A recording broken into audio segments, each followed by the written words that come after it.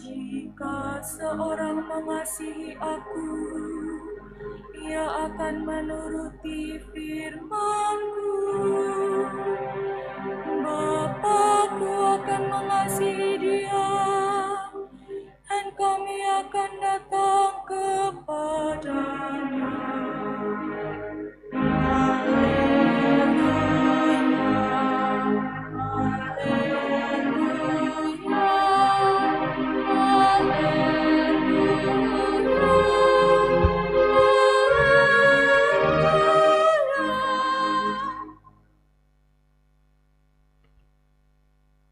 Tuhan bersamamu. Inilah Injil suci menurut Santo Markus. Dimuliakanlah Tuhan. Pada suatu hari, seorang ahli Taurat datang kepada Yesus dan bertanya, "Perintah manakah yang paling utama?"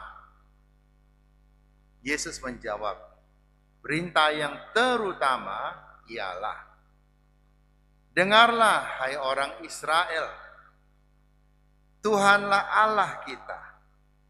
Tuhan itu Esa. Kasihilah Tuhan Allahmu dengan segenap hatimu, dengan segenap jiwamu, dan dengan segenap akal budimu, dan dengan segenap kekuatanmu. Perintah yang kedua ialah, kasihilah sesamamu manusia seperti dirimu sendiri. Tidak ada perintah lain yang lebih utama daripada kedua perintah ini." Lalu kata ahli Taurat itu kepada Yesus, "Guru, tepat sekali apa yang engkau katakan, bahwa Allah itu Esa dan tidak ada yang lain kecuali Dia. Memang mengasihi Dia dengan segenap hati dan dengan segenap pengertian dan dengan segenap kekuatan, serta mengasihi sesama manusia seperti diri sendiri jauh lebih utama daripada semua kurban bakaran dan kurban lainnya." Yesus melihat bagaimana orang itu menjawab dengan bijaksana. Lalu ia berkata, "Engkau tidak jauh dari kerajaan Allah." Sesudah itu tidak seorang pun berani lagi menanyakan sesuatu kepada Yesus. Demikianlah sabda Tuhan. Semoga dengan pewartaan Injil suci ini dosa-dosa kita dihapuskan.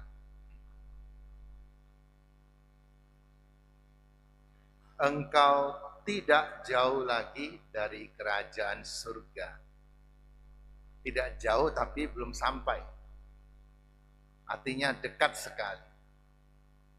Banyak orang mengalami hal-hal yang tidak jauh lagi, tapi tidak sampai. Ada orang yang berencana menikah, sudah cetak undangan, sudah pesan tempat pesta, dan terutama sudah berurusan dengan pastor, sudah mengurus surat-surat. Ini penting. Ada orang yang ruang pesta sudah, segala sesuatu sudah, tapi gereja gak diurus. Tinggal sebulan baru datang pada pastor, "Kami mau menikah." Padahal jelas 6 bulan sebelum pernikahan harus diurus. Karena ada banyak urusan yang harus diurus. Gereja terakhir. Itu tidak benar. Di saat ini jika ada orang yang mendengar apa yang saya katakan, perhatikan. Kalau ada rencana untuk menikah, 6 bulan sebelumnya. Jangan mepet-mepet. Kecuali hal-hal yang khusus. Misalnya ada tradisi keluarga, orang tua baru meninggal, lalu mereka harus cepat menikah, itu bisa diterima, karena gereja masih menerima tradisi itu. Tapi yang lain-lain jangan seperti itu. Sudah pesan pesta dan sebagainya, gereja terakhir. Nah, semua sudah siap. Tapi sebelum hari H, dibatalkan. Tentu satu pihak membatalkan, bukan dua-duanya. Karena ada sesuatu hal. Sudah dekat, tapi tidak sampai. Ini seringkali menyakitkan. Tetapi ada juga yang bersyukur, untung tidak jadi. Kalau jadi bagaimana nanti? Ada suami istri bawa mobil sampai pom bensin. Sampai galon kata orang Medan. SPBU. Ternyata yang melayani ngisi bensin ini mantan pacar sang istri. Suaminya lihat, tuh kan? Kalau engkau nikah sama dia dulu, engkau cuma jadi istri tukang bensin saja, tukang ngisi bensin. Untung nikah dengan saya, jadi istri bos. Istrinya bilang, untung kamu nikah dengan saya. Kalau kamu tidak nikah dengan saya, kawin jadi tukang bensin. Jadi hoki ada di istrinya, bukan di itu. Kita tidak pernah tahu. Tapi ada banyak orang, rezekinya justru kelihatan dari pasangannya, dari anaknya. Tuhan memberikan atau memberkati orang ketika orang berusaha. Ketika orang mempunyai kebutuhan yang lebih, yang perlu lebih banyak, Tuhan memberi dia rezeki lebih banyak. Tetapi kalau Tuhan memberikan rezeki, Tuhan mau supaya orang berbagi rezeki. Tapi masalah timbul di sini. Banyak orang merasa ini milik-milik saya, kenapa saya harus bagi sama orang? Atau saya mau bagi, saya bagi sama orang yang saya suka saja. Tidak peduli orang yang saya suka ini perlu apa tidak. Nah, ini yang terjadi. Sudah mau menikah, tetapi tidak jadi. Ada orang yang beli lotre. Hobi beli lotre. Saya sudah hampir dapat ini. Ini 4 angka, saya sudah betul 3. Tapi 3 di depan angkanya. Kalau 3 di belakang sudah dapat dia. 3 yang di depan. Misalnya, angka terakhir adalah 4. Dia belinya 431. Memang ada 4, ada 3, ada 2, ada 1. Tapi 4 ada di depan, bukan di belakang. Karena merasa penasaran, beli lagi, siapa tahu dapat. Karena sudah hampir dekat. Hampir dekat berarti saya punya hoki itu. Berjudi bukan hoki. Berjudi ini akan selalu merugikan orang. Merugikan diri sendiri dan juga merugikan keluarga. Ada orang main golf, sudah pukul dengan cantik sekali. Bola melambung cantik sekali. Dekat lubang, tapi tidak masuk. Cuma dekat saja. Ada harapan untuk masuk tidak? Ada. Pukul sekali lagi masuk. Kan begitu. Ada harapan. Jadi dekat ini bisa membuat orang punya harapan. Jauh itu lebih tidak punya harapan. Kalau orang misalnya dia disuruh orang tuanya untuk kuliah kedokteran, tapi dia tidak punya kemampuan. Atau dia tidak hobi sama sekali. Hobinya adalah seni misalnya. Apakah dia akan kuliah dengan baik? Mungkin dia bisa lolos. Mungkin dia bisa berhasil. Tapi dia tidak bahagia. Apakah dia akan berjuang sungguh-sungguh? Saya pikir tidak. Karena passionnya tidak ada di situ. Jadi dekat bukan berarti berhasil. Belum berhasil, tapi ada harapan untuk berhasil. Tetapi kalau jauh, mungkin orang tidak berjuang lagi. Terlalu jauh. Ada banyak orang suka minder dengan wajahnya. Dia naksir orang yang cantik. Tapi saya jelek begini, bagaimana? Minder. Dan tidak pernah dicoba. Kenapa? Karena merasa terlalu jauh. Wajah itu hanya bungkusan saja. Seperti permen. Kau ganti bungkusnya, ya jadi bungkus lain. Wajahnya bungkus, dalamnya bagaimana? Katanya ini adalah kata-kata yang menghibur orang jelek. Cantik dalam lebih penting. Cantik luar tidak penting. Cantik luar penting. Dalam lebih penting. Kalau bisa cantik luar, cantik dalam juga, itu akan bagus sekali. Karena merasa bedanya terlalu jauh, tidak memperjuangkan. Tapi kalau sudah dekat, itu akan memperjuangkan. Tapi ada juga orang tidak memperjuangkan, meskipun sudah dekat. Ada keluarga-keluarga yang berapa puluh tahun hidup bersama baik-baik. Tetapi kemudian merasa, kami tidak cocok, sebaiknya kami berpisah saja. Kalau kami terus bersama akan terus saling melukai. Akhirnya berpisah. Setelah berpisah, adakah keindahan? Tidak ada lagi. Tidak sampai sempurna. Tuhan menyatukan orang seumur hidup. Sampai maut memisahkan kita. Maut. Jadi bukan manusia yang memisahkan. Ketika orang mengambil keputusan untuk berpisah, ini manusia yang memutuskan, bukan Tuhan. Jangan pernah kita sok pintar mengatakan, memang sudah jalan saya. Tuhan sudah menentukan seperti itu, bahwa saya harus berpisah. Tidak ada, Anda cari di Alkitab tidak ada. Tuhan menentukan orang untuk berpisah. Ada banyak PR yang harus diperbaiki, yang harus dikerjakan. Nah, hari ini Yesus katakan orang ahli Taurat itu, engkau sudah dekat kerajaan Allah. Kenapa? Engkau sudah mengerti. Dia mengerti sekali. Bahkan dia katakan kalau tidak bisa mengasihi Tuhan Allah, tidak bisa mengasihi sesama, maka tidak ada gunanya memberikan kurban bakaran, berikan persembahan, berikan kolekte. Tidak ada gunanya. Karena mengasihi Tuhan Allah dengan mengasihi sesama, ini jauh lebih penting. Dan inilah yang terutama. Kita lihat hari ini, Yesus katakan apa? Kasihilah Tuhan Allahmu dengan segenap hatimu. Jadi pertama-tama yang ditonjolkan adalah hati. Mengasihi orang harus dengan hati. Anda bisa kasih uang pada orang, kasih warisan, kasih harta, kasih kekuasaan. Kalau Anda punya hati. Kalau tidak punya hati, Anda tidak akan kasih. Kita lihat mengapa orang tua berkorban untuk kita, memberikan nyawanya untuk kita. Karena kasih untuk kita. Orang tua bisa lakukan itu.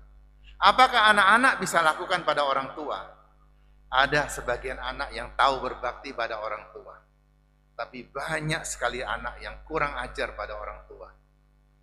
Ngomong sama orang tua saja tidak tahu sopan. Ini sudah kesalahan yang sangat mendasar. Ngomong sama orang tua saja tidak tahu sopan. Tunjuk-tunjuk orang tua, bentak-bentak orang tua, bahkan memaki orang tua lagi. Jangankan diminta untuk merawat orang tuanya, menghormati saja susah. Tapi orang tua mengasihi anak dengan nyawanya. Karena ada hati di situ. Kita lihat orang yang berpacaran. Karena ada hati, maka apapun dia rela melakukan bagi pasangannya, apapun. Kalau perlu kasih kepalanya, dikasih juga. Karena ada hati di situ. Tapi kalau sudah tidak ada hati, berantem terus, hitung-hitungan. Kasihilah Tuhan Allahmu dengan hatimu, segenap hatimu, berikan hati. Hanya orang yang punya hati, ini yang bisa mengasihi orang dengan tulus, dengan total. Maka dikatakan orang jatuh cinta itu apa? Jatuh hati. Hatinya jatuh, jatuh nempel ke hati yang lain. Nah, maksudnya itu. Kenapa jatuh? Jatuh berarti satu lebih tinggi, satu lebih rendah kan? Artinya dia merendahkan dirinya, menurunkan hatinya kasih orang lain. Kalau orang sama-sama hatinya tinggi, tidak akan jatuh cinta dia. Justru mereka akan saing-saingan. Jatuh hati karena dia mau merendahkan diri, memberikan hatinya. Yang kedua, kasihilah Tuhan Allahmu dengan segenap jiwamu. Jiwa ini bukan hanya badan, bukan hanya kehidupan kita. Karena lihat manusia dan binatang beda. Binatang punya jiwa juga, manusia punya jiwa. Tapi jiwa manusia ini bisa memuliakan Tuhan. Beda dengan binatang. Jiwa manusia ini bisa mengambil keputusan. Apakah saya menyakiti Tuhan dengan dosa-dosa saya, atau saya menyenangkan Tuhan dengan bakti saya kepada Tuhan? Manusia bisa memutuskan itu. Nah, jiwa seperti ini yang Yesus maksudkan. Kasihlah Tuhan dengan segenap jiwamu. Berikanlah dengan total. Maka dalam bacaan pertama tadi Musa mengatakan, hendaklah kalian besar kecil tua muda takut kepada Allah. Tapi banyak orang cuma fokus pada bagian pertama, takut kepada Allah. Tidak lihat di bagian belakang.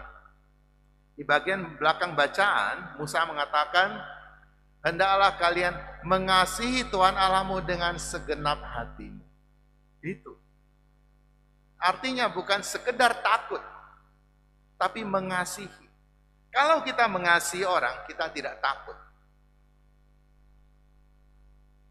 Kalau kita menjadi orang yang ditakuti orang lain, itu kita gagal. Saya sedih kalau orang takut kepada saya. Tapi kalau orang segan pada saya, tidak masalah, itu karena saya punya wibawa.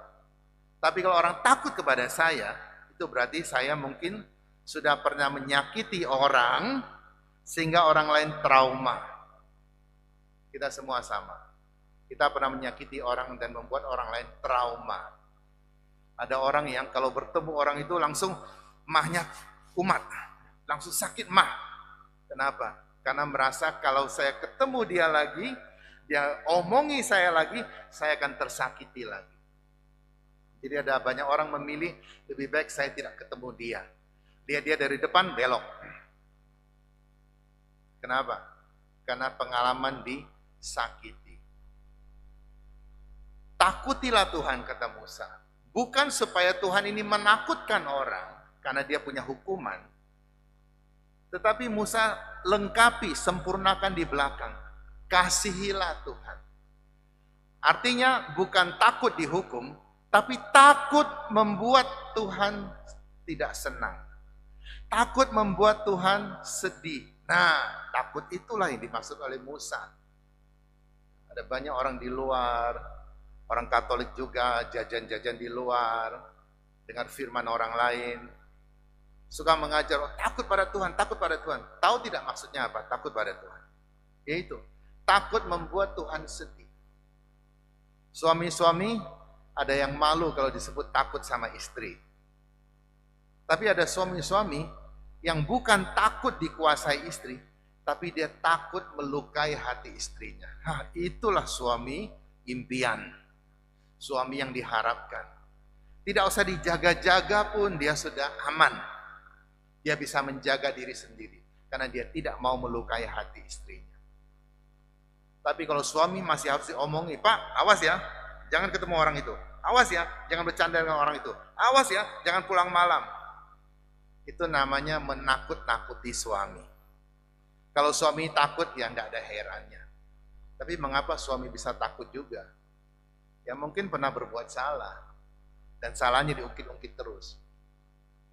Jadi Musa katakan, kasihilah Tuhan Allah. Itu lebih penting.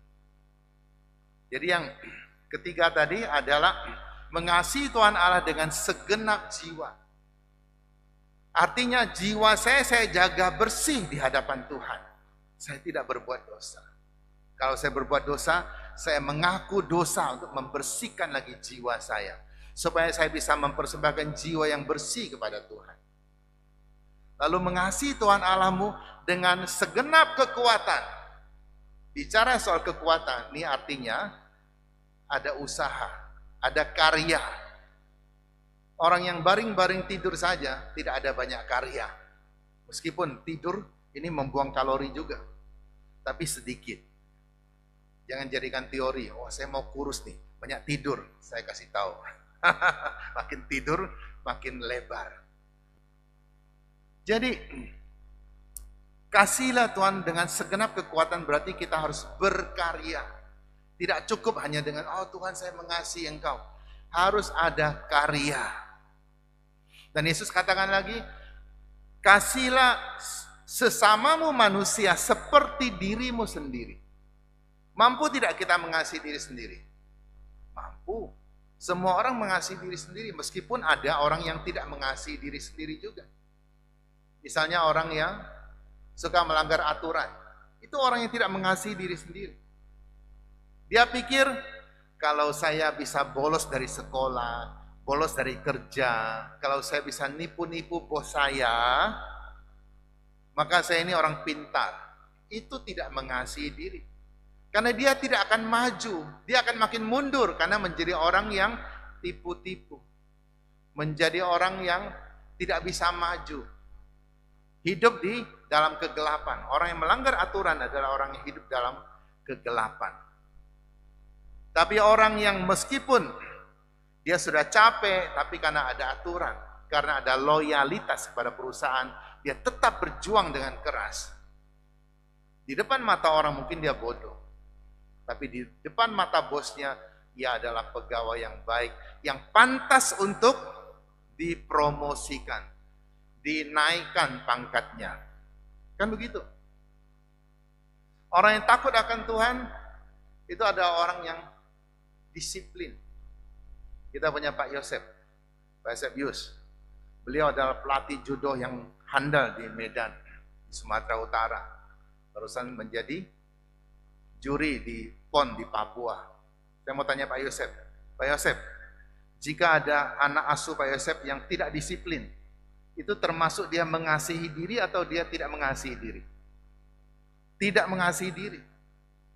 Kalau dia curi-curi, disuruh push up 100 kali, di depan bosnya dia push up 50 kali, tapi 50 kali lagi dia buang misalnya. Kelihatannya mampu nipu gurunya, mampu menipu pelatihnya, tapi dia bodoh. Dia sedang tidak mengasihi diri sendiri. Orang lain yang disiplin akan lebih maju dari dia. Dia merasa mampu menipu. Jadi mengasihi diri sendiri. Harus bisa mengasihi diri sendiri baru mampu mengasihi orang lain. Kalau diri sendiri pun tidak mampu kita kasihi, bagaimana kita mengasihi orang lain? Orang yang merusak fasilitas umum misalnya. Kita punya bangku gereja yang sudah bagus, punya tempat lutut yang sudah bagus. Saya sering dapat keluhan, hari ini kebetulan saya bisa ngomong, ada orang yang taruh sepatu di tempat lutut. Cepat turunkan ya. Nyaman kan, tidak usah buka sepatu, tapi itu merusak fasilitas umum. Sesudah engkau taruh kakimu di situ, sepatumu yang kotor, lain kali orang mau lutut di situ, kotor. Lama-lama rusak, sobek kainnya. Engkau merasa, tidak ada yang lihat kok. Kadang-kadang dilihat, ditegur pun kita tidak senang. Mau apa? Saya suka-suka saya mau apa engkau? Orang seperti ini mengasihi diri? Tidak mengasihi diri. Karena menghargai orang lain pun dia tidak sanggup. Orang ini akan dihormati orang? Tidak. Bahkan mungkin akan dijauhi orang. Lebih lucu lagi ada orang tua yang anaknya naik-naik ke bangku, taruh kaki di situ, taruh sepatu di situ. Ketika ditegur oleh aser, dia katakan, ya suka-suka dia lah, tegurlah anak itu. Lah kau orang tuanya, kenapa bukan kau yang tegur? Itu orang tua yang ajaib, saya bilang. Mungkin 7 keajaiban dunia bisa tambah 1 8. Bias. Itu terlalu ajaib. Dia suruh orang lain didik anaknya, dia sendiri tidak. Jadi orang tua kita punya tanggung jawab di hadapan Tuhan.